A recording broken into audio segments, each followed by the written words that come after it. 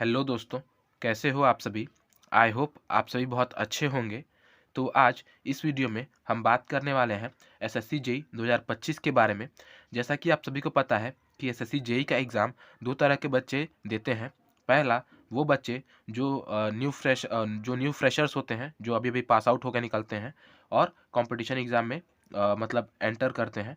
और दूसरे वो बच्चे जो एक्सपीरियंस्ड हैं और आप कह सकते हो कि जिन्होंने ये एग्ज़ाम ऑलरेडी 1-2 बार दे चुका है, वो बच्चे, ठीक है? तो उन बच्चों को काफ़ी अच्छा खासा नॉलेज होता है एग्ज़ाम के पेपर पैटर्न के बारे में, सिलेबस के बारे में और इन चीज़ों के बारे में। बट जो नए बच्चे होते हैं, उनको उतना अच्छा आइडिया नहीं होता है। तो इस वीडियो में बेसिकली मैंने इस वीडियो को इस तरह से डिज़ाइन किया है या फिर आप कह सकते हो कि इस तरह से बनाया है जिससे कि दोनों ही स्टूडेंट्स को जो है अच्छी तरह से सब कुछ समझ में आ जाए। तो इस वीडियो में हम सबसे पहले एसएससी जेईई के इंट्रोडक्शन के बारे में बात करेंगे, इसका पेपर पैटर्न कैसा होता है, सब्जेक्ट और सिलेबस, इन सब चीज़ों के बारे में। उसके बाद हम बात करेंगे कि एसएससी जेईई 2025 का जो नोटिफिकेशन है वो कब तक आएगा और इस अकॉर्डिंग आपको कितना टाइम मिलेगा प्रिपरेशन के लिए। और इसके बाद हम बात करेंगे वेटेज ऑफ सब्जेक्ट्स की, ठीक है? कि किस सब्जेक्ट से कितने क्वेश्चंस आते हैं, ठीक है? इसके बाद स्ट्रेटजी की भी बात हम करते, लेकिन क्योंकि मुझे पता है कि इतने में ही वीडियो काफ़ी बड़ी हो जाएगी और फिर जब वीडियो बड़ी हो जाती है तो आप लोग वहाँ तक जाते नहीं हो, एट द एंड तक देखते नहीं हो। तो इसलिए मैं स्ट्रेटजी को जो है एक अलग वीडियो में बनाऊँगा, ठीक है? इसके बाद वाली वीडियो में हम स्ट्रेटजी को डिस्कस करेंगे, ठीक है? तो इस वीडियो को शुरू करने से पहले थोड़ा-सा अपना परिचय दे देता हूँ, ठीक है? तो मेरा नाम बजरंगी गुप्ता है और इस बार एसएससी जेईई में मतलब एसएससी जेईई 2024 में मेरा सिलेक्शन हुआ है और मेरा ओवरऑल एआईआर 77 रैंक है, यानी कि सिविल इंजीनियरिंग में मेरा 77th रैंक है और मुझे सीपीडब्ल्यूडी डिपार्टमेंट मिला है। इसके अलावा इसके अलावा मैंने इसरो इसरो टेक्निकल असिस्टेंट का भी एग्ज़ाम मतलब रिटन क्रैक किया था और स्किल टेस्ट के लिए अपीयर हुआ हूँ, लेकिन अभी तक उसका रिज़ल्ट डिक्लेयर नहीं हुआ और अब मुझे एक्चुअली जाना भी नहीं है क्योंकि सीपीडब्ल्यूडी में ऑलरेडी हो गया है तो। और इसके अलावा मेरा सेल ओसीटीटी में भी रिटन क्लियर हुआ था और उसमें के लिए भी मैं स्किल टेस्ट के लिए जो है मैं अपीयर हुआ था, ठीक है? तो ये 3-4 एग्ज़ाम्स हैं जो मैंने क्लियर किए हुए हैं। सो मुझे इस चीज़ों के बारे में अब काफ़ी अच्छी आइडिया हो चुकी है और प्रीवियस 1 साल से जो है मैं यूट्यूब पे भी जो है वीडियोज़ ला रहा हूँ और हम एसएससी जेईई और जो भी हमारे टेक्निकल एग्ज़ाम्स हैं, उनके बारे में डिस्कस करते हैं। तो आप मेक श्योर करें कि आप जो है चैनल को सब्सक्राइब करें, जिससे कि आप भी हमारे साथ जुड़ सकें और आप भी जो है अपने प्रिपरेशन को और बेहतर बना सकें। तो चलिए वीडियो को शुरू करते हैं। सबसे पहले हम बात करते हैं इंट्रोडक्शन की। तो जैसा कि आप सभी को पता है कि एसएससी जेईई जो है 2 तरह के मतलब इसकी एलिजिबिलिटी क्राइटेरिया की अगर बात करें तो इसमें जो है डिप्लोमा होल्डर्स और बीटेक होल्डर्स दोनों ही अलाउ होते हैं। डिप्लोमा होल्डर्स की अगर बात करें तो सीपीडब्ल्यूडी, सीडब्ल्यूसी कुछ डिपार्टमेंट्स के लिए ये अलाउ होते हैं और कुछ डिपार्टमेंट्स के लिए जैसे एमईएस और बीआरओ के लिए इन्हें 2 साल की एक्सपीरियंस की आवश्यकता पड़ती है। बट बीटेक होल्डर्स जो है सभी में अलाउड होते हैं, उन्हें एक्सपीरियंस की आवश्यकता नहीं होती है। ये चीज़ हम लोग जब नोटिफिकेशन आएगा उस टाइम पे भी अच्छी तरह से डिस्कस करेंगे। फिलहाल के लिए आप इतना जान सकते हैं कि एसएससी जेईई में डिप्लोमा होल्डर्स और बीटेक होल्डर्स दोनों ही अपीयर होते हैं। इसके बाद हम बात करें तो ये जो एग्ज़ाम होता है वो दो स्टेजेस में होता है। पहला प्री, जब आप प्री क्लियर कर लेंगे तब आप जो है मेंस क्लियर मतलब मेंस में अपीयर होंगे और जब आप मेंस क्लियर कर लेंगे तब जो है आपका सिलेक्शन हो जाएगा, ठीक है? तो ये बात हो गई इसके एक प्रोसेस की। अब देखिए, अब हम बात करते हैं प्री की। तो प्री की अगर बात करें तो प्री जो है आपका टोटल 200 मार्क्स का होता है, ठीक है? और 200 मार्क्स यानी कि 200 क्वेश्चन, यानी कि हर क्वेश्चन 1 मार्क्स का होगा। तो अगर आप सही करेंगे तो आपको पॉजिटिव 1 मार्क्स मिलेगा और अगर आप गलत करते हो तो आपको नेगेटिव 1/4 यानी कि आपका 0.25 मार्क्स कट कर लिया जाएगा, ठीक है?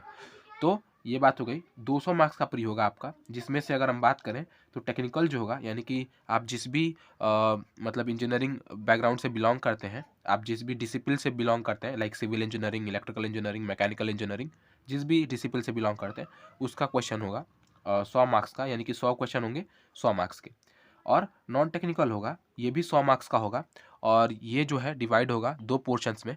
रीजनिंग के 50 क्वेश्चन यानी कि 50 मार्क्स के और जीके जीएस के 50 क्वेश्चन 50 मार्क्स के। तो ओवरऑल अगर हम बात करें तो प्री में जो आपके 200 क्वेश्चन होंगे वो कुछ इस तरह से डिस्ट्रीब्यूट होंगे, 50 question reasoning, 50 question GK GS और 100 क्वेश्चन जो है टेक्निकल के। और अगर बात करें टाइम की तो टाइम आपको ओवरऑल 2 घंटे दिए जाएंगे, यानी कि 120 मिनट दिए जाएंगे, जिसमें आपको 200 क्वेश्चंस के साथ जो है डील करनी है, ठीक है। और पॉजिटिव मार्क्स और नेगेटिव मार्क्स के बारे में मैंने आपको बता दिया। सही करते हैं तो 1 नंबर मिलेगा, गलत करते हैं तो 0.25 मार्क्स कट कर लिए जाएंगे। ये जब क्लियर कर लोगे आप, तो आपको मेंस में अपीयर होना है। मेंस में आपका जो है 3 मार्क्स पॉजिटिव मिलते हैं, यानी कि इसमें जो है आपके टोटल 100 क्वेश्चंस होंगे और वो प्योर टेक्निकल के होंगे, ठीक है। मतलब इसमें किसी भी तरह का जो है नॉन टेक वाला पोर्शन नहीं आएगा, सिर्फ और सिर्फ टेक्निकल आएंगे। तो इसमें जो है मेंस में आपके टेक्निकल पूछे जाएंगे आपसे, जिसके 100 क्वेश्चंस आएंगे और हर क्वेश्चन 3 मार्क्स का होगा, यानी कि 300 मार्क्स के आपके टोटल क्वेश्चंस होंगे, जिसमें से अगर आप सही करते हो तो आपको 3 नंबर मिलेंगे और अगर आप गलत करते हो तो आपका -1 मार्क्स होगा, यानी कि 1 नंबर कट कर लिया जाएगा। और इसमें भी आपको जो है 2 घंटे का समय मिलने वाला है। तो ये बात हो गई पूरे पेपर पैटर्न और पूरे मतलब एक प्रोसीजर की, कि किस तरह से आपका एग्ज़ाम जो है stage by stage, step by step होगा। जब आप मेंस क्लियर कर लोगे तो फिर आपका जो है फाइनल जो लिस्ट आएगी उसमें आपको नाम देखने को मिलेगा, ठीक है। तो अब बात करते हैं नोटिफिकेशन की, कि नोटिफिकेशन कब तक आएगा। तो एसएससी का कैलेंडर आ चुका है और आप में से बहुत लोगों ने देखा होगा। और अगर आप ऑब्वियसली अगर आप जो है अपीयर होने जा रहे हो, आप अगर एग्ज़ाम देने जा रहे हो, तो ये चीज़ आपकी ज़रूरी भी है कि आपको ये चीज़ें पता हो, ठीक है।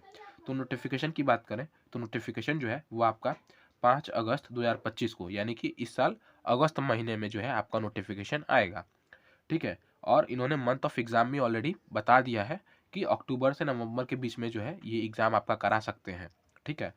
तो अभी हमारा फरवरी मंथ चल रहा है और अगर आप इस टाइम पे भी जो है प्रिपरेशन स्टार्ट करते हो, यानी कि आपको अपने प्रिपरेशन के दौरान में क्या क्या चीज़ें करनी है, तो आपको पूरा सिलेबस कवर करना है, रिवीजन करने हैं, क्वेश्चन प्रैक्टिस करनी है, इसके साथ साथ मॉक्स भी देने हैं और उनका एनालिसिस भी करना है और उनसे सीख के फिर से रिवीजन भी करना है, ठीक है। तो काफ़ी सारी चीज़ें होती हैं, एक फंडामेंटल रिक्वायरमेंट होता है हर एक एग्ज़ाम का, जिसको आपको फुलफ़िल करना होता है, तो वो चीज़ें करनी है। और अगर बात करें कि आपको कितना समय मिल रहा है इन सब चीज़ों को करने के लिए, तो आपको जो है फरवरी से लेकर के अक्टूबर तक अगर मैं मान के चलूँ तो आपको 8 मंथ जो है मिल रहा है प्रिपरेशन करने के लिए सीबीटी 1 के लिए। और ऑब्वियसली सीबीटी 1 अगर आप प्रिपेयर कर रहे हो तो आप टेक्निकल पोर्शन भी प्रिपेयर करोगे। सो आपको सीबीटी 1 के बाद बहुत ज़्यादा समय नहीं मिलने वाला, मुश्किल से 2 महीने मिलते हैं। इस बार तो एक्सेप्शनल केस हो गया कि आपको जो है कहीं न कहीं 2 महीने से ज़्यादा टाइम मिल गया, 4 महीने का टाइम मिल गया सीबीटी 2 के लिए, हम लोगों को बेसिकली मैं बात करूँ तो। लेकिन ऐसा मतलब वर्स्ट, हम इंजीनियर्स हैं और हमें वर्स्ट से वर्स्ट कंडीशन के लिए प्रिपेयर होकर रहना चाहिए। तो मान के चलो कि 2 महीने ही मिलेंगे, तो सीबीटी 1 के बाद आपको 2 महीने मिलेंगे सीबीटी 2 के लिए, जिसमें आपको फिर से टेक्निकल रिवाइज़ करके सीबीटी 2 के लिए अपीयर होना होगा, ठीक है। तो आपको 8 मंथ मिल रहे हैं प्री के लिए। अब अगर हम बात करें कट ऑफ की, प्री में कि सिविल इंजीनियरिंग की जो कट ऑफ है वो कितने जाती हैं, तो यहाँ पे आप देख सकते हो कि यहाँ पे मैंने ज़्यादा मैं पीछे तक नहीं गया, मैं बेसिकली 3 साल पहले तक की ही बात करूँगा, क्योंकि आप सभी को पता है कि जो पेपर पैटर्न है और जो क्वेश्चंस के लेवल हैं एंड दीज थिंग्स, ये जो है हर हर साल जो है इवॉल्व हो रही हैं। हर साल जो है टफ़र से टफ़र, या फिर आप कह सकते हो कि मतलब चेंजेस होती हैं, ठीक है। तो ज़्यादा पीछे जाना भी सही नहीं है, क्योंकि ज़्यादा पीछे जाओगे तो वो फिर आप कहीं न कहीं ट्रेंड से बाहर चले जाओगे, ठीक है। तो बात करें अगर तो जनरल की, तो इस साल यानी कि 2024 में आपका जो जनरल का जो कट ऑफ गया था प्री के लिए सिविल इंजीनियरिंग में, वो था 122.92, यानी कि आप इसे 123 मार्क्स भी कह सकते हो, ठीक है। ओबीसी की बात करें तो 116.82, यानी कि 117 आप कह सकते हो, राउंड ऑफ करके चले तो लगभग 117 मार्क्स आपका गया था ओबीसी के लिए। फिर हम बात करते हैं एससी एसटी के लिए, तो एससी एसटी के लिए जो है आपका मार्क्स एससी के लिए 101.85 गया था, यानी कि आप 102 कह सकते हो। और एसटी की बात करें तो 97.83 गया था, यानी कि 98 आप कह सकते हो, ठीक है। और ईडब्ल्यूएस के लिए अगर बात करें तो 109.20 गया था, ठीक है। तो ये बात हो गई इस साल की। इसी तरह से अगर बात करें पिछले साल की, यानी कि 2023 की, तो उसमें आपका मार्क्स आप देख सकते हो, जनरल के लिए 108 गया था, ओबीसी के लिए 106, ठीक है, एससी एसटी के लिए 89.36 और ईडब्ल्यूएस के लिए 98.91, ठीक है। और वैसे ही 2022 की अगर बात करें तो 110, ठीक है, फिर 107, 86 और फिर 89। तो आप देख सकते हो कि जो पेपर पैटर्न है वो किस तरह से चेंज हो रहा है एब्रप्टली, है ना, मतलब कि कभी नीचे कभी डाउन, मतलब कभी नीचे कभी ऊपर, ठीक है। तो आप देख सकते हो ये डिपेंड करता है बहुत सारी चीज़ों पे, बहुत सारे फैक्टर्स पे डिपेंड करता है कट ऑफ, कि कितने बच्चे अपीयर हुए, है ना, पेपर लेवल किस तरह का था, कितने शिफ्ट में पेपर हुआ, ये सब चीज़ें, बहुत सारी चीज़ें हैं जो फैक्टर जो है यहाँ पे कहीं ना कहीं ये करती है, इन्फ्लुएंस करती हैं इस मार्क्स को, ठीक है। लेकिन आप देख सकते हो, आप एक तरह से कह सकते हो कि ये चीज़ें हम देख रहे हैं ताकि हम अपने टारगेट को सेट कर सकें कि हाँ, हमें जो है कहीं ना कहीं जो है आपको 125 या फिर आप कह सकते हो कि हाँ, ये एक मार्क्स जो है 125 मार्क्स को आपको टारगेट करके लेके चलना है, ताकि आप जो है अपने आप को एक सेफ जोन में रख सको और मेंस के लिए मतलब अपीयर हो सको, मतलब प्री आप क्वालिफाई कर सको, ठीक है। तो आपको इतना, अगर आप सिविल इंजीनियरिंग बैकग्राउंड से बिलोंग करते हो या फिर सिविल इंजीनियरिंग से बिलोंग करते हो, तो आपको 125 मार्क्स के लिए जो है टारगेट सेट करके चलना होगा। अब हम बात करते हैं वेटेज की। तो वेटेज जो है वो दो पार्ट में डिवाइड होगा। पहला तो यहाँ पे सिर्फ हम प्री की ही बात करेंगे ऑब्वियसली, क्योंकि मेंस की बात करें कोई मतलब नहीं है, क्योंकि ऑब्वियसली पहले आपको प्री को ही तो फेस करना है ना, तो यहाँ पे हम प्री की ही बात करेंगे, ठीक है। तो वेटेज की बात करें तो ये दो पार्ट में डिवाइड होगा, पहला नॉन टेक और दूसरा टेक, ठीक है। नॉन टेक की बात करें तो रीजनिंग में आपके जो है 50 मार्क्स आएंगे। इसमें किसी भी तरह का बताने की ज़रूरत नहीं है, आप सभी इंजीनियर, आपको पता होगा रीजनिंग में ऐसा कुछ स्पेशल नहीं है, मतलब आपको सिर्फ प्रैक्टिस करनी है। जीके जीएस के लिए मुझे एक अलग से वीडियो बनानी पड़ेगी, क्योंकि ऑब्वियसली इसमें बहुत सारे चीज़ें हैं, जीके जीएस में अपने आप में बहुत सारे सब्जेक्ट्स आ जाते हैं, तो उसके लिए एक अलग से वीडियो बनानी पड़ेगी। तो जीके जीएस के लिए मैं एक अलग से वीडियो बना दूंगा, ठीक है। इसके बाद हम बात करते हैं टेक्निकल पोर्शन की। तो टेक्निकल पोर्शन में ऑब्वियसली 100 मार्क्स का आपका होगा, जिसमें आपके 100 क्वेश्चंस आएंगे। और यकीन मानिए दोस्त, आप अगर इस मैं बात करूं अगर इस वो 125 मार्क्स में से, तो इस 125 मार्क्स में से आपको ये मतलब एक ऐसी मेंटेलिटी रखनी है कि आपको जो है सबसे ज़्यादा जो स्कोर करना है वो टेक्निकल से करना है, रीजनिंग से करना है, और जीके जीएस का जो पोर्शन है वो कहीं ना कहीं एक सपोर्टिंग पोर्शन है। इसमें से बस आपको 15 मार्क्स का ही कह सकते हैं कि ये लेके चलना है, क्या कहते हैं, एक्सपेक्टेशन लेके चलना है, क्योंकि ये पोर्शन बहुत ही अनसर्टेन सा पोर्शन होता है, यहाँ पे आप ज़्यादा एक्सपेक्टेशन लगा नहीं सकते। तो आपको कुछ इस तरह से अपनी प्रिपरेशन करनी है कि आप मेक श्योर करें कि आप रीजनिंग में और टेक्निकल में वेल प्रिपेयर होके जाएँ, और अपने एंड से जीके जीएस में भी अच्छे खासे नंबर के क्वेश्चन करके आएँ। क्योंकि ऑब्वियसली अगर पहली बात तो एक अनसर्टेन सा ये है, सब्जेक्ट है, इसमें आप कितना भी टाइम दो, ज़रूरी नहीं है कि आप वो चीज़ें आए ही और उन चीज़ों से आप मतलब कर ही पाओ, है ना। और दूसरी चीज़ ये है ना कि इसमें अगर आप ज़्यादा समय देने लगे, अगर इसको आप वेल प्रिपेयर करने लगे, तो फिर कहीं ना कहीं आप टेक्निकल में लैग कर जाओगे, और अगर आप टेक्निकल में लैग कर गए तो फिर सीबीटी 1 निकलना मुश्किल है, और अगर निकल भी जाता है किसी तरह से हाथ पैर मार के, तो फिर आप जो है सीबीटी 2 के लिए कुछ नहीं कर सकते, वहाँ पे आप फिर जो है हेल्पलेस हो जाओगे।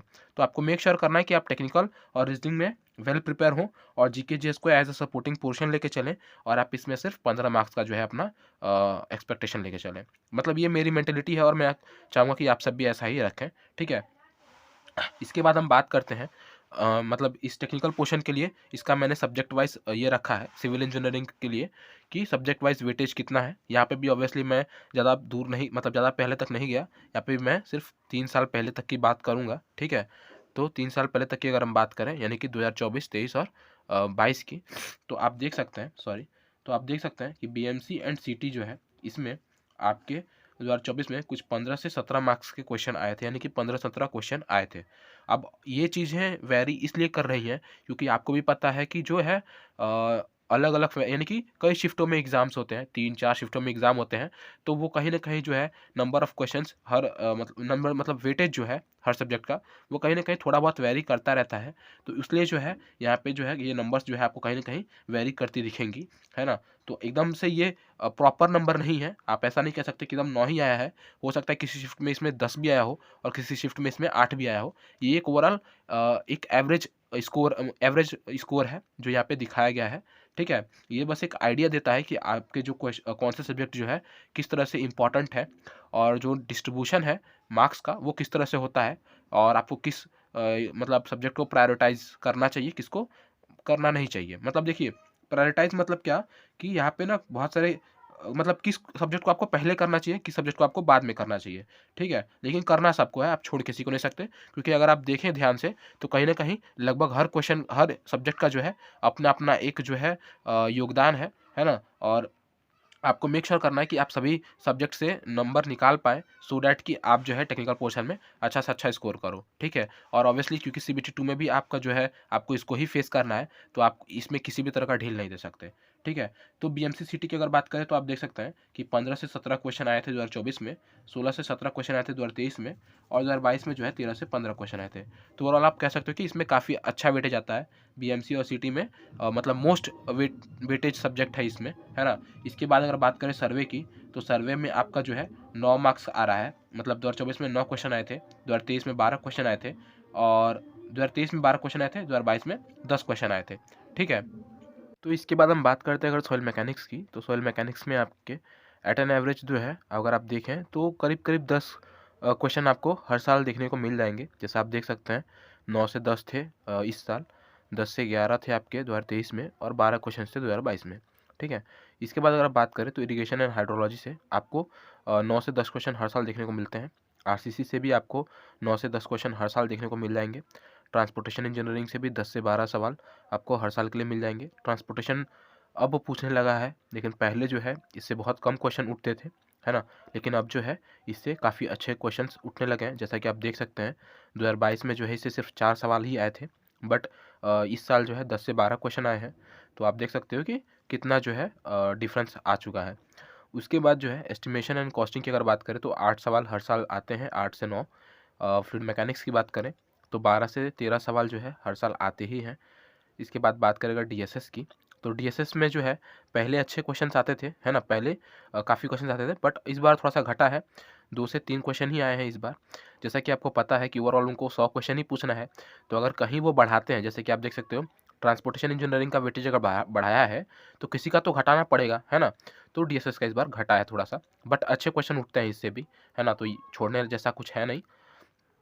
प्रायोरिटी में आप इसे थोड़ा सा पीछे रख सकते हो, बट पढ़ना ज़रूर है। एनवायरमेंटल की बात करें तो 10 क्वेश्चन इस बार आए थे, इससे पहले 8 से 9 क्वेश्चन आए थे, और इससे पहले 6 से 7 क्वेश्चन आए थे। ठीक है। तो ये भी एक ऐसा सब्जेक्ट है जो कि पहले कम पूछा जाता था, बट अब जो है इससे क्वेश्चंस आते हैं, तो आप इसे भी जो है अपने प्रायोरिटी लिस्ट में ऊपर रखिएगा। फिर बात करें अगर सोम की, सोम यानी कि जो भी आपके स्ट्रेंथ ऑफ मटेरियल या फिर स्ट्रक्चरल सब्जेक्ट्स हैं, जैसे टॉस हो गया वो, तो 5 से 6 क्वेश्चन आपके जो है हर साल पूछे जाते हैं। तो इस तरह का जो है वेटेज है, आप देखोगे तो आपको लगेगा कि मतलब पहले जो है जो सब्जेक्ट्स थे वो अनइवनली डिस्ट्रीब्यूटेड रहते थे, जो मार्क्स रहते थे वो, है ना, वो अनइवनली डिस्ट्रीब्यूटेड रहते थे। बट अब जो है वो इवनली डिस्ट्रीब्यूट होने लगे हैं। यानी कि अब जो है अगर 100 क्वेश्चन का पेपर हो रहा है तो वो 10 क्वेश्चन हर सवाल से पूछ ले रहे हैं, 9 क्वेश्चन हर सवाल से पूछ ले रहे हैं, मतलब हर सब्जेक्ट से पूछ ले रहे हैं। लेकिन पहले जो है ऐसा नहीं होता था। पहले सब्जेक्ट देख के पूछा जाता था कि ये सब्जेक्ट जो है इस सब्जेक्ट से ज़्यादा पूछेंगे, इस सब्जेक्ट से कम पूछेंगे, या फिर नहीं पूछेंगे। तो वो पहले की बात थी। लेकिन मतलब पहले हम लोग प्रायोरिटी से पढ़ के एग्ज़ाम क्रैक कर सकते थे, बट अब ऐसा नहीं होता। तो अब आपको जो है हर सब्जेक्ट को टाइम देना पड़ेगा, प्रैक्टिस करनी पड़ेगी, और फिर ही आप सिलेक्शन ले पाओगे। तो ये रह गया मतलब सब्जेक्ट वाइज वेटेज की बात। और स्ट्रेटजी की बात हम अगले वीडियो में करेंगे। यही वीडियो काफ़ी बड़ी हो गई है, तो आई होप कि आपको वीडियो पसंद आया होगा और आपको सभी चीज़ें समझ में आई होंगी। और डिस्क्रिप्शन में आपका जो है व्हाट्सएप ग्रुप का लिंक है और टेलीग्राम चैनल का लिंक है, उसे भी आप ज्वाइन कर लें, जिससे कि आपका और हमारा इंटरेक्शन और बेहतर हो पाएगा। तो ये था आज की वीडियो में। Keep watching, keep learning. Thank you.